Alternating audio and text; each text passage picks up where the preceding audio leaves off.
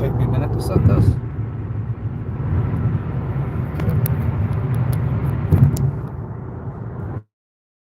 All right. So here we have it. All right. So welcome back to another episode of Growing Up in the Wilds of Suburbia. I've been requested to make another video on fantasy, being the fantasy person.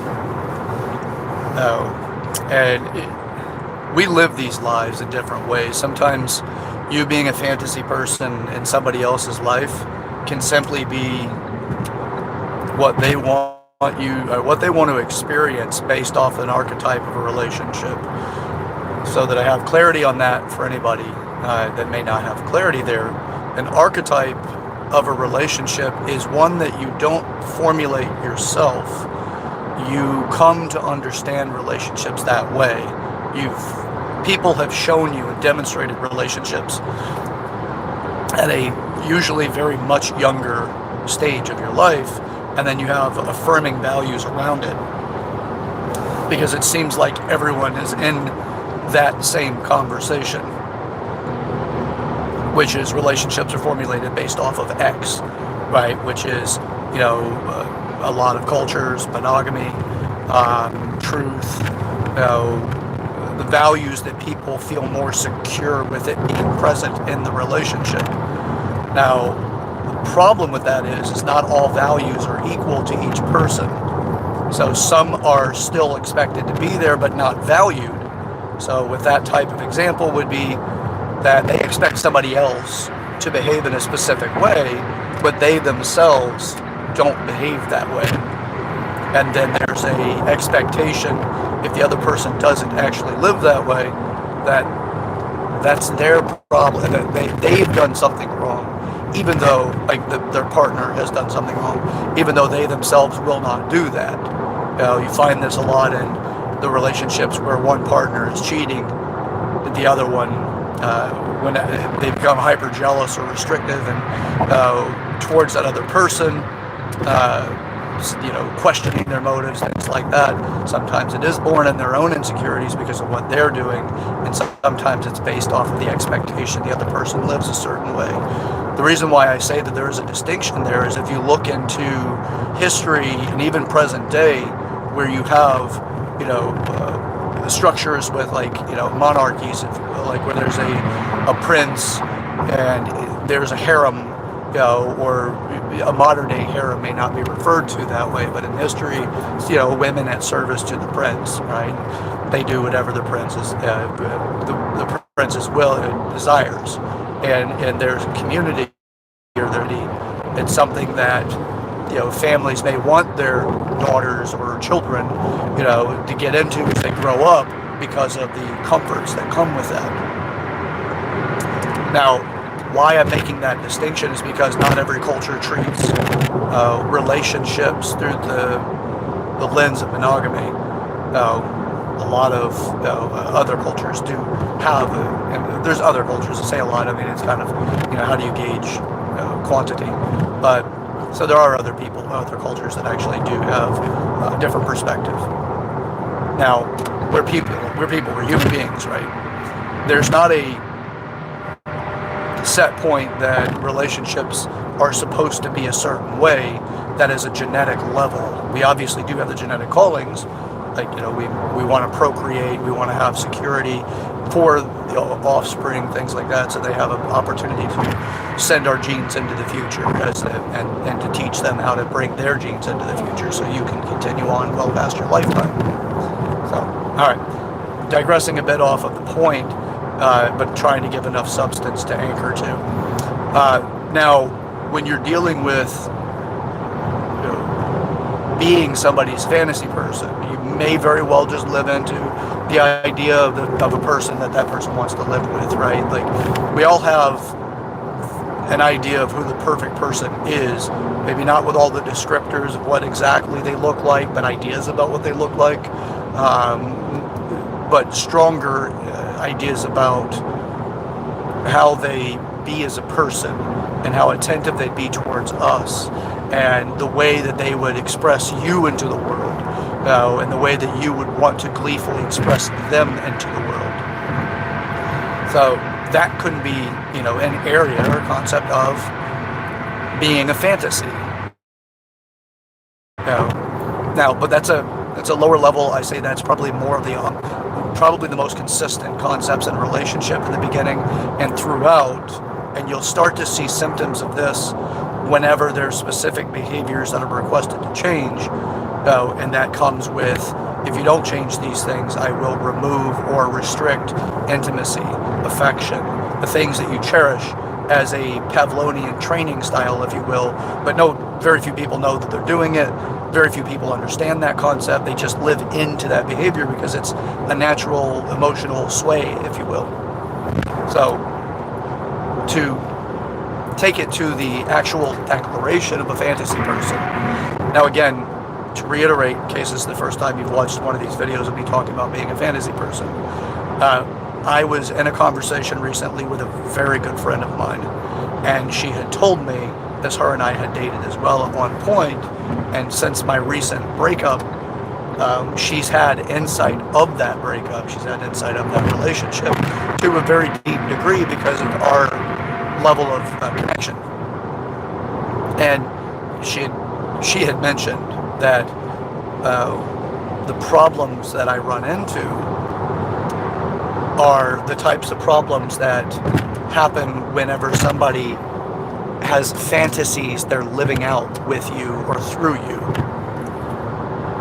And the collapsing of that, as I'm adding in now, because her bringing that up completely resonated with me because of the way that I do life, the way that I do my relationships. All of my relationships are all agreements because I understand the positions of those agreements, right? I have to declare that. Am I 100% accurate with it? No.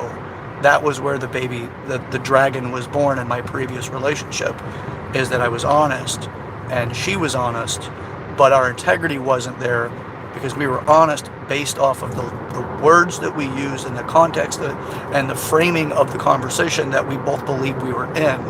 But ultimately, over time, it showed its truth that we were not actually in that same agreement. Why agreements are so incredibly important is we have to, if you want to formulate trust, you have to understand first what trust is by a functional definition, because trust is not understood by every single person in the exact same context or the same definition. That they believe it in a way that benefits what they've experienced in life, that resonates enough that makes it make sense over time, which is the functional definition I use for trust is this, is to be able to predict an outcome based off of another's decision-making and or actions. That gives you the sense of safety to allocate energy or resources of any type, so that there is a predictable return on that investment. Now, that predictable return doesn't have to be down to the absolute detail, but the expectation that there is return of whatever those resources are. So that there's a level of equality of return of resources. So trust is your ability to predict an outcome based off of an idea or a behavior or a thought. It's thinking. The way that they think is a concept of trust. The way that they behave is a concept of trust. Your expectation of return is a concept of trust. Now, the key piece about this, though, is that you formulate trust agreements. So you say, I will do X, and then you do not do X. A person's understanding of what X is, as you've agreed upon, they will feel that sacred thing, trust, has been violated. To them, it's an absolute reality that it was violated. To you, it may not be that way, but you may not have communicated in such an incredibly powerful way that they understood and you understood. In my previous example of what I went through, it was the honesty was stated. We stated the truths that we had, and we were very honest, but we weren't fully in the same conversation, and there were degrees of insecurity, fear of losing, and that kind of played in, but not to such a degree that it was consciously available to us at the time. I am more responsible in this conversation than I'd say the average person, because I had an inclination and I chose not to pursue that inclination because it was the belief that she understood my conversation with her and the agreement that we were establishing at that time was that she understood it as deep as I wanted her to, and that I understood where I was at, or where she, that for her, I understood where she was to the level of satisfaction that we both would see the same outcome come to fruition. The depth of that understanding was what was missed, and that's where I hold myself responsible, because I did not create clarity when that little, and it was the slightest sensation that something wasn't quite right, and it made me feel like I pushed into the gray, and I don't like gray whenever it comes to creating, because they're foundational.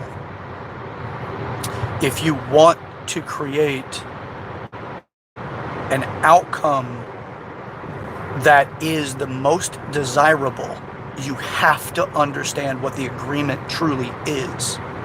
And you have to create that agreement in such a way that there's absolute honesty, so that in full clarity, honesty, integrity, in order for that thing to become the outcome that you wish to have. Now, it's a practice, it's a process. We're all living life. Every day we have another opportunity to create the next step of our life. And a lot of us are creating those next steps, but sometimes we're doing it blindfolded, and then we look back and say, oh wow, I can't believe I got here. Or I don't know how I got here. And that's because they were distracted by something. The importance of that is because if you want to create that kind of foundation with somebody, you need to understand what kind of material that foundation is created upon. And if that foundation is created upon, honesty, and then a set of predictable behaviors and actions that would have that person feel like they're in that same agreement, then it needs to be codified that way. It needs to be solidified in that way. And you have to understand it. So, because when you are that kind of person that is a fantasy person, and I'm not saying I am intentionally a fantasy person.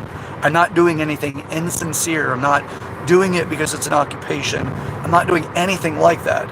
I live an extraordinary life. And what I mean by an extraordinary life doesn't mean that I have grandiose things and that I have millions and billions of dollars in the bank, or, all these things. I live an extraordinary life because I don't want to live an ordinary life. So I understand the depth of ordinary, and that I myself do not want to have just an ordinary life. I want to have one that is enriched with the experiences of life. That's not all happy, satisfied, joy, all of that. It's the entirety of it. It's that when I have heartache, it is fucking heartache, right? Like when there's loss, it is loss. When there's the joy, it is joy. When it is love, it is love. Now, whenever it's the things that we all say we want, I really try to live there and be as honest as I can with myself, and then evaluate. Actually, not then evaluate. I never stop evaluating. So, when you are that person to somebody else, you're creating an extraordinary experience for somebody. It's, again, I'm not coming from a place of bragging. I'm coming from a place of humbly accepting the reality that I've created and the realities that I create with other people. Oh, because there's such a beautiful and deep experience of what intimacy of fantasy can unlock. Oh, and because it's like a secret garden, if you will, that somebody has been manicuring.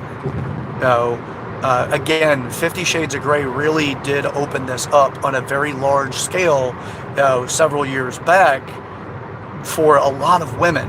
And men started, they were listening and paying attention. And you had the men that are like, they just wanted more opportunity to try to have, just more opportunities, right? But there was a lot of women that wanted to escape the reality of their life and their marriage, and things become stale and that, and so it captivated a lot of the things that women are truly and deeply driven towards. Taming, the Beauty and the Beast thing, right? The taming of the guy, but the guy be this fire, this passion, this thing that accesses something so deep within her, and then it puts her in such a place that it seems to resonate at a genetic level, right? With her being super submissive and incredibly submissive, and then him being the domineering person that borders her on pain and pleasure regularly, and helps her achieve climactic experiences that she never thought she would ever experience. Now, it really opened up something at a very deep level for a lot of women. And some men, because they got to access that, which what I would refer to as kind of the secret garden. And the secret garden has a lot of pleasure associated with it, but that is what a secret garden is anyway. It's something that you grow the plants that you love. You see the roses that you have. You may occasionally prick your finger by accident and then go, that hurts, but yet you get the dichotomy of beauty. No, it's beautiful and it's potentially painful. No, and that's the representation of the rose. Right? So the reason and why I'm talking about this one specifically today is because when you want to access that world with somebody, they bring you into some place that so few people have ever seen, or you may be the first one to have ever seen it. And you yourself, if you're living in that reality, may be inviting somebody into your own secret garden. That is one of the reasons why I am the way that I am. I'm not doing it out of being insincere. I'm doing it out of curiosity and exploration to better understand myself at a deep, deep, deep level. And the places that I've realized that I could not access through my entire life makeup to be that to which people are driven towards. What I live in now, I've recognized how incredibly appealing this is to people. I've lived through that many times, how appealing this is to live as that person for somebody else. But again, I wasn't fully aware of it to the level that my friend recently helped me understand. So for that, Heather, I do greatly appreciate that conversation, and we've discussed this at length. And again, it's also, I'm not bragging about being that human being, that person to other people. I'm in the recognition of it. There is a cost to it. As being somebody's fantasy, usually the other person doesn't want, they do want, but they don't want you to lose to lose that piece. They don't want you not to be their fantasy. They want you to stay there because it continues to give them something. In my experience, it's also been escapism. Life is as it is. I need to escape. And then when you go after that thing that helps you escape, it becomes a sanctuary. And then that place there's an expectation, but if the other person, like in this scenario, like myself, if I were to contaminate that sacred place by sharing my hardships and pains in life and things, it's something that obviously we're going to want to be pulled towards because we're human beings. We want that. We want to bond. We want to be able to share what we can with people that we're intimate with, especially those that we wish to see long term in our future. So for me, the cost that I have had to pay has been not sharing the big human piece that I am, and continue to distill it down into being that fantasy piece. But there's more to that subject, obviously, and I'm not saying that there's some sort of psychopathic behavior, which would be the denial of full human being and just isolated concepts to fit people's narratives. for my own gain. That's not the reason why I am the way that I am. I want, all parties' gains to be experienced and loved and cherished and appreciated. So, but there's a cost, and you have to have a solid foundation with an understanding of the depth of what that actually means at the foundational level in order to get to that next place, so that you can create something long-term meaningful. And even if it's not necessarily with that person, you could always refer back to the agreement and understand that you did the best that you could, and other people's insecurities do come up when you're that person. It's understandable, and it's not to hold that against them. I choose not to usually hold that against them. I just choose not to hold that against people. So anyway, that's it for right now. I need to get into my obligation. I'm actually right on time, so I'm not out of integrity. But if I don't finish this now, I will be out of it. So with that, thank you for tuning in again. I am your host, Sir Chad Everett Brochures, and this is Growing Up in the Wilds of Suburbia. Let's live all out, okay? All right, it's a process. Stick with me.